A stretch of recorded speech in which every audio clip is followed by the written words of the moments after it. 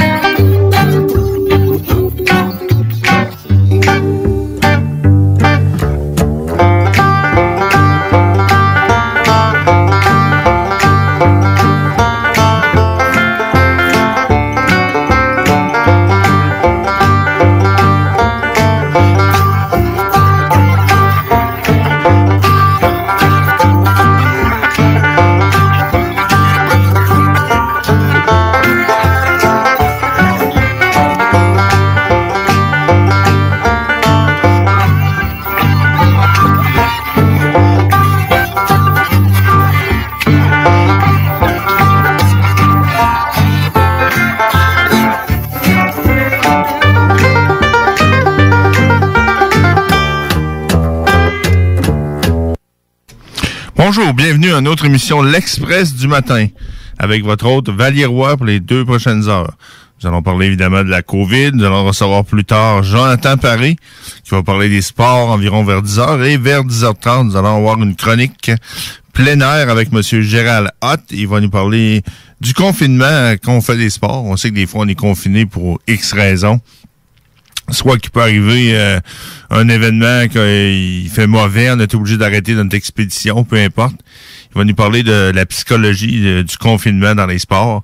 Un sujet qui a un peu rapport, évidemment, avec ce qu'on vit présentement. Évidemment, à moindre échelle, mais c'est un peu pour nous faire comprendre. Vous allez voir, c'est très intéressant. Ce matin, on va parler de la COVID comme d'habitude. On va vous parler un peu de ce qui s'est passé cette semaine, ce qui s'est passé dans le monde. On sait qu'il y a des places, ça va mieux. Là, l'Italie, je lisais justement hier soir que là, on n'a pratiquement plus de nouveaux cas. Une couple de cas par jour, évidemment, qui arrivent. Donc, c'est une bonne nouvelle parce qu'on sait que c'était la place qu'on avait plus de décès. Par contre, il y avait un excellent article dans le journal qui disait qu'il fallait remettre un peu en cause les décès de la COVID en Italie, que beaucoup de gens, probablement de 3/4, étaient très malades. Ils avaient la COVID, mais ils sont malades. Dans le fond, ils sont morts de pas nécessairement la COVID. C'est des personnes qui étaient âgées et avaient beaucoup de maladies. Donc, il faut remettre ça, comme on dit, un peu en perspective. On sait que le gros sujet de la semaine pour la COVID, ça a été vraiment le problème d'approvisionnement de matériel. On sait que ça a été une histoire qui a fait le tour des stations de télévision, les journaux. Beaucoup s'en ont pris à Donald Trump parce qu'évidemment, Donald Trump a arrêté évidemment la compagnie 3M de livrer au Canada et dans d'autres pays. On sait que Donald Trump s'est servi du Patriot Act, évidemment une loi qui a été faite en 11 septembre 2001, qui dit que les États-Unis, en temps de guerre, peuvent, pour eux, garder toutes les masques, les masques, dans ce cas-là, c'est des masques, mais peu importe, c'est tout ce qu'on a besoin réellement pour la nation en premier, first and foremost, les États-Unis. Donc, il y a beaucoup de gens qui sont en colère de ça, mais il faut comprendre que Donald Trump, il a été élu président des États-Unis. Il n'est pas président du monde. Fait que c'est sûr qu'il faut comprendre ça un peu. Pour les mondialistes, c'est un peu dur à comprendre. Mais moi, je pense qu'il faut pas avoir peur. C'est juste Trump aime pas ça perdre la face. Il aime pas ça réellement. Il aime ça, tu sais, comme on dit, faire ses tweets puis paraître bien. Donc, moi, je pense que le Canada va recevoir quand même du matériel des États-Unis. Peut-être pas autant que prévu. Mais je pense qu'il va en recevoir. Faut pas, c'est juste une question, comme on pourrait dire, d'apparence. Puis c'est sûr et certain, on va en recevoir moins. Mais là, on attendait plusieurs millions d'autres pays qui vont arriver ici, évidemment des masques et aussi d'autres choses pour réellement pour guérir la COVID. On sait que le chloroquine aussi qu'on emploie beaucoup présentement, qu'on parle. Ça, c'est un autre problème, ça aussi. Parce qu'il y a beaucoup de gens, réellement, des fois, qui s'en servaient pour d'autres choses. Il y avait un excellent article dans le journal de Québec samedi, et c'est une madame Lucie Gingras qui servait de la chloroquine pour ses maux d'arthrite rhumatoïde, des maux vraiment très, très sévères. Et puis là, elle parlait avec le journaliste, elle a contacté le journaliste parce que elle se disait j'aurais plus de chloroquine, mon pharmacien me l'a dit. Après vérification avec son pharmacien, tout ça, puis son médecin, il n'y aurait pas de problème. Pourrait en avoir un petit délai, mais pas d'en manquer beaucoup, tu sais. Peut-être une couple de jours. C'est sûr qu'elle prenait ça pour des douleurs rhumatoïdes. Ça l'a beaucoup changé sa vie. On sait que la chloroquine est connue depuis longtemps. C'est quand même un médicament qui a fait ses effets dans plusieurs domaines. Pas juste antivirus, mais des mal comme ça, l'arthrite ou peu importe, d'autres situations. Non, la madame était super nerveuse, mais je pense qu'on l'a rassurée. C'est pour dire réellement que là on en fait beaucoup. On sait que Sandoz en fait dans la région de Montréal. Aux États-Unis aussi, il y a plusieurs places aussi on fait de la chloroquine et on accélère parce que évidemment on veut pas que les gens en manquent.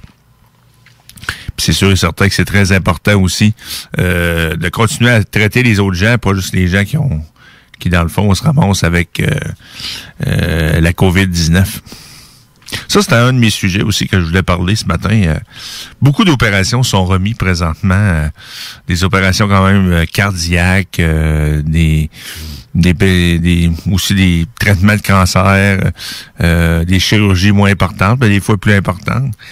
Et beaucoup de gens de ce temps-ci, réellement, sont vraiment très anxieux, très en colère aussi, parce qu'on remet beaucoup de choses. On veut laisser des lits libres pour la COVID-19, mais en même temps, si vous travaillez des personnes qui travaillent dans le réseau de la santé, les lits, je pense qu'il y en a en masse, même plus, qu'on est même surpris, même qu'il y a pas trop de gens hospitalisés. Tant mieux. C'est une excellente nouvelle. Mais est-ce qu'on devrait soigner ces gens-là? C'est une bonne question. Si t'es pris du cœur, puis dans le fond, t'attends vraiment, puis ça fait peut-être 3 mois que t'attends pour être soigné, puis ton opération est due, et là on te dit, regardez monsieur, on garde des chambres, on garde des lits pour la COVID. Ouais, mais regarde-moi, je vais peut-être mourir du cœur, tu sais. Fait que c'est un peu ça que je déplore un petit peu quand même. Si tous les lits étaient pris, tout ça, il n'y aurait pas de problème. Mais en tout cas, c'est une question qu'il faut se poser, évidemment, comme d'autres questions. On n'a pas le choix, il faut se poser les questions, ça c'est sûr et certain. On sait que cette semaine aussi, il y a une nouvelle aussi, c'est que le gouvernement songe à récompenser les employés qui travaillent au service essentiel, ceux qui sont moins bien nantis. 100 000 travailleurs environ, commis d'épicerie, caissiers, livreurs, dépanneurs, boulangers. Et le programme devrait commencer le 17 mai, qu'on pourrait s'inscrire. Et le 23 mai, les gens recevraient leur premier chèque. 400 $, parce qu'on se disait dans le fond, puis ça fait longtemps que j'en parlais à des gens. Là, on donne 2000 $, par exemple, pour les gens qui étaient en restauration, ou peu importe, les gens qui ont perdu leur emploi, les vendeuses. Des fois, ils gagnaient 2000, mais des fois, ils gagnaient 1500, en tout cas, peu importe, ça c'était dans ce bout-là. Et les gens qui continuent à travailler, des fois, ils font 1200, 1400 piastres par mois. Donc là, logiquement, les personnes qui travaillent, ils disent, moi, je reste ma vie, je travaille. Pourquoi, dans le fond, moi, j'aurais pas un forfait, disons, pour rejoindre le 2000? Et c'est ce que M. Legault a annoncé cette semaine. Très bonne nouvelle, je pense. Très bonne nouvelle. Socialement, je pense que c'est une bonne idée. Parce que faut pas faire donner l'illusion que les gens qui travaillent, dans le fond, travaillent puis ont moins d'argent que ceux qui travaillent pas. Je pense que j'ai rien contre ceux qui travaillent pas, qui sont aidés. Fait que comme ça devrait vraiment, je pense, une justice sociale meilleure. Puis ça va aider les gens, ça va leur donner 400 $ de plus. Puis s'ils n'en ont pas besoin, ben donc peut-être aider leurs parents ou peut-être aider des membres de la famille, peu importe. Fait que faut que tu aies gagné au moins 5000 l'année d'avant. Et il faut que tu n'aies pas gagné plus que 28 600. Donc, on va suivre ça. Je pense que c'est une excellente nouvelle de ce côté-là pour notre ami Monsieur Legault. Dans les autres petites nouvelles aussi, on commence de plus en plus à fermer des régions. Je dirais aux gens, si vous voyagez, renseignez-vous. Parce que de plus en plus, on bloque des régions. Je sais que pour aller dans le nord de Montréal, c'est bloqué. C'est bloqué aussi pour aller dans Charlevoix. Il y a tout le temps des polices qui vous attendent, vous posent des questions, c'est quoi vous allez faire. La personne me répond, par exemple, moi, dans le fond, je vais chercher ma mère parce qu'elle reste dans un centre de personnes âgées. Comme M. Legault l'a dit, on peut aller chercher nos parents. Il n'y a pas de problème, ça va être accepté. Si vous dites, je m'en vais au chalet, c'est sûr que ça va être refusé, ou je m'envoie à ma cousine, ou peu importe, whatever. Donc, de ce côté-là, il faut être prudent. Les polices donnent pas d'amende pour ce cas-là, c'est juste que vous êtes retourné chez vous. Un autre truc cette semaine, ce qu'on a vu, c'est M. Legault, on a vu la madame de la sécurité publique, Mme Guilbeault, et peu importe, on a vu d'autres aussi, des chefs de police. Là, c'est la dénonciation, et surtout, c'est qu'on peut donner une amende de 1000 à 6000 $. Et puis, vraiment, si on a des attroupements, ou si, par exemple, ça fait une deuxième fois qu'on vous intercepte, puis vous allez à l'épicerie, mettons 2 fois dans la même journée, peu importe, des raisons, pour dire, pas valables. Ça, je trouve ça difficile un peu à accepter. Disons que pour nos droits et libertés, c'est parce que jusqu'où ça va aller, tout ça. Il y a peut-être une exagération. Je pense que faut faire respecter la loi, mais là, je pense que là, il peut y avoir du débordement, je pense que. Et j'écoutais M. Rancourt, justement, à TVA, qui est un avocat quand même de carrière, qui est quand même un avocat très connu, qui a défendu Guy Lafleur, des grandes vedettes. C'est quand même un des bons. Et pour lui, c'est très, très pernicieux et très dangereux, ce genre de choses-là. Si on commence à jouer à ça, on parlait aussi de géolocaliser aussi les gens. Ça, je pense que ça peut être dangereux aussi. Si on embarque là-dedans, on commence à dire on va suivre les gens, même si c'est pour une bonne cause. Au temps de guerre, on s'en souvient très bien. Puis les gens pourront en parler. On avait mis l'impôt supplémentaire pour la guerre. C'était en 1942, je crois. Et peu importe. On avait dit, après la guerre, on va enlever l'impôt. On l'a jamais enlevé. C'est rare que les gouvernements enlèvent des trucs, hein, en passant. Là. C'est très, très rare que les gouvernements enlèvent des trucs. Fait que si on commence réellement à arriver avec des lois comme ça, ou arriver avec des procédures, qui dit que ça restera pas après? Donc, puis nos libertés individuelles, ça fait quand même juste 70 ans qu'on les a quand même. Et ça ressemble quand même un peu à une société un peu communiste. Ça ressemble un petit peu à ça. T'sais. Dans les pays du bloc de l'Est, les frères Stachny pourraient vous en parler. Ça ressemble un petit peu à ça. On vous demandait où vous alliez, qu'est-ce que vous alliez faire. C'est pas vraiment intéressant.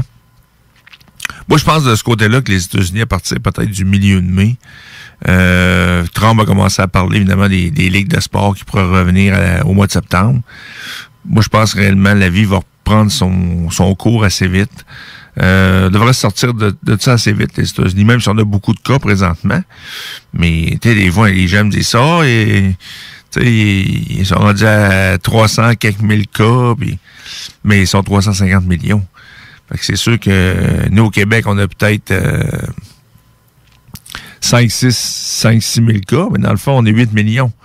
Donc, on est 50 fois plus. Donc, si vous faites 50 fois le nombre, ça équivaut à peu près aux États-Unis, sauf qu'on a moins de décès en proportion de ce côté-là. Mais par exemple, notre tissu social est meilleur, on a moins de gens de pauvreté. Aux États-Unis, il y a beaucoup de pauvreté, beaucoup de gens qui restent dans la rue. Donc, c'est sûr que si tu prends la COVID, puis tu es un itinérant, c'est des grosses chances peut-être que tu peux pas, tu es en moins bonne santé. Fait qu'il faut être prudent de ce côté-là. Je pense que l'économie, mais qui repartent aux États-Unis, je pense qu'ici, au Canada, ça va suivre. D'ailleurs, il faut que ça suive, on n'a pas le choix. Je pense que le point de vue économique, ça fait quand même pas longtemps. Ça fait environ 3 semaines. Déjà, il y a beaucoup de personnes réellement qui sont, on pourrait dire, en détresse psychologique. Ils ont perdu leurs emplois, c'est l'argent. C'est aussi la détresse aussi émotive. Faut pas avoir peur de le dire. Il y a des gens vraiment qui sont psychosés, évidemment, par cette maladie. Et peu importe si c'est raisonnable ou non raisonnable, ou peu importe, on n'a pas à juger ça.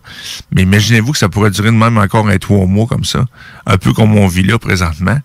Je pense que les répercussions sociales seraient très grandes, psychologiques. Et il faut pas que le virus fasse 100 morts au Canada, puis qu'il en fasse 1000 parce que les gens ont fait des dépressions, des suicides, les gens ont perdu leurs argent, des faillites, peu importe. Donc, faut faire l'équilibre entre les deux. Je pense qu'au début, c'est normal de donner un coup. Je pense que aussi, il y a eu un manque au niveau du gouvernement. Je pense que surtout le gouvernement fédéral, de ne pas avoir fermé les frontières. Les États-Unis sont aussi coupables, même si je suis un fan de Donald Trump. On a trop attendu fermer les frontières. On aurait dû les fermer au mois de février. Ça, on aurait probablement éliminé beaucoup de problèmes. Mais une fois que c'est rentré, ben là, il est trop tard. On sait que juste au Canada, il faut s'imaginer, pensez-y 30 secondes, des gens qui revenaient de la Chine, des Canadiens, il y en a eu 70 000 juste au mois de janvier. Donc, si là, vous comptez tous les pays du monde, on a parlé la semaine passée en l'émission. En Inde, par exemple, on a quand même quasiment 20 000 Canadiens qui sont encore là. Donc là, on n'est pas capable de les rapatrier. Ils sont pas en sécurité là-bas. Donc, c'est pas facile pour tout le monde. Fait que c'est toutes des choses qui devront peut-être être repensées aussi. Je pense qu'après, évidemment, cet épisode-là, je pense que peut-être acheter local, on en a parlé.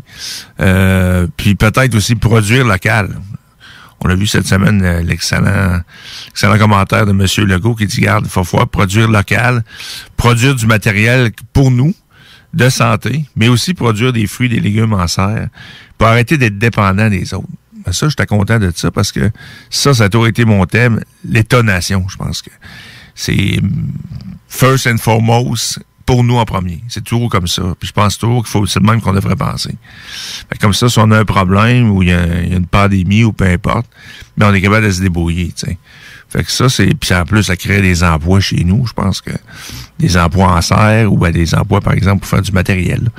Fait que ça va être une chose réellement qui va être à repenser. Repenser peut-être aussi les voyages aussi. Ouais.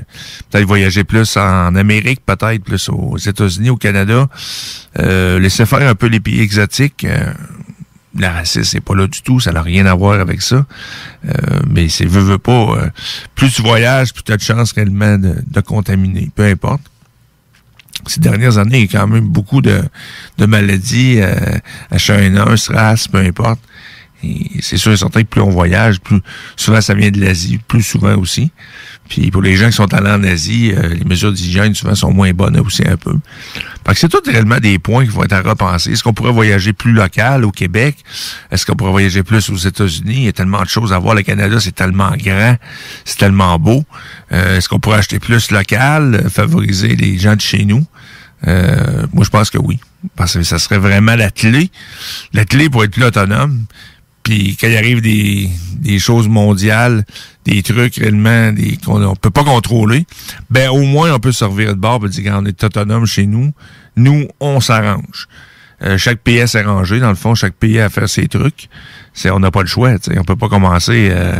C'est comme toi, t'es chez vous le matin, tu t'es organisé, bon, t'as fait l'épicerie, t'as des vivres, mettons que la semaine prochaine, le gouvernement, par exemple, il dit, ben, écoute, là, on ferme les commerces pour une semaine. Toi, t'as des vivres, vraiment, t'es organisé, t'as ta génératrice, t'as de l'eau, t'as des aliments pour une semaine, tu t'es débrouillé. Ton voisin ne l'a pas fait, tu commences pas à faire le tour de la rue, puis tu peux pas aider tout le monde, tu sais. On comprend